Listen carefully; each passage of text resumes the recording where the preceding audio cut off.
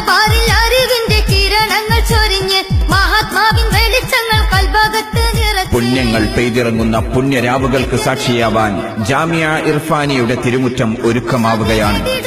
അലകടൽ പോലെ ആർത്തുല്ലസിച്ചു വരുന്ന ആശിഖീങ്ങളാൽ വീർപ്പുമുട്ടുന്ന ഖിൽരിയ നഗരിയെ നേരിൽ കാണാൻ വരൂ കണ്ണൂർ ജില്ലയിലെ ജാമിയ ഇർഫാനിയിലേക്ക്. വ്യാഴാഴ്ച മഗ്രിബ് നമസ്കാരാനന്തരം കൊടി ഉയർത്തൽ ഉദ്ഘാടന സമ്മേളനവും രാത്രി 10 മണിക്ക് മൗലാസൗദത്തിൽ ഖുതുബിയത്ത് സദസ്.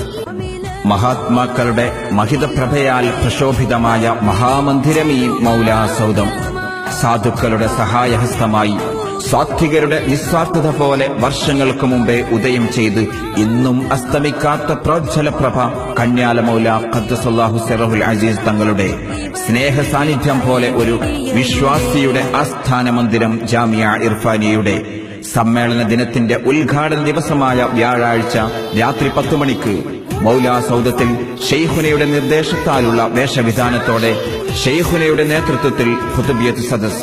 സമ്മേളന ചരിത്രത്തിന് പോലും മാതൃകയാവുന്ന ഈ അനുഗ്രഹീത നിമിഷങ്ങൾക്ക് സാക്ഷിയാവാൻ ഏവരെയും ക്ഷണിക്കുന്നു, സ്വാഗതം ചെയ്യുന്നു ചപ്പാരപ്പടവ് ഖിൽരിയ നഗരിയിലേക്ക്. വിദ്വേഷത്തിന്റെ കൂട്ടാളികൾ വികല വിമർശനത്തിന്റെ മലവെള്ളപ്പാച്ചിൽ സൃഷ്ടിച്ചപ്പോഴും ചാഞ്ചാട്ടരഹിതമായ വാക്കുകളാൽ വിശ്വാസഹൃദയങ്ങളിൽ പുതുമഴ തീർത്ത് സത്യപ്രഘോഷണത്തിന്റെ സൽവെളിച്ചം തീർത്ത ഇന്നലകളേക്കാൾ സുദൃഢമായ സൽസാന്നിധ്യവുമായി കേരളത്തിലെ നിരവധി അറബിക് കോളേജുകളുടെ അധിപതിയുമായ ഷെയ്ഖുന ചപ്പാരപ്പടവ് ഉസ്താദ് ജാമിയ ഇർഫാനിയ വാർഷിക മഹാസമ്മേളനത്തിന്റെ സമാപന വേദിയിൽ സദസ്സിനെ അഭിസംബോധനം ചെയ്യുകയാണ്. ഏവരെയും ക്ഷണിക്കുന്നു, സ്വാഗതം ചെയ്യുന്നു തളിപ്പറമ്പ് ചപ്പാരപ്പടവ് ഖിൽരിയ നഗരിയിലേക്ക്.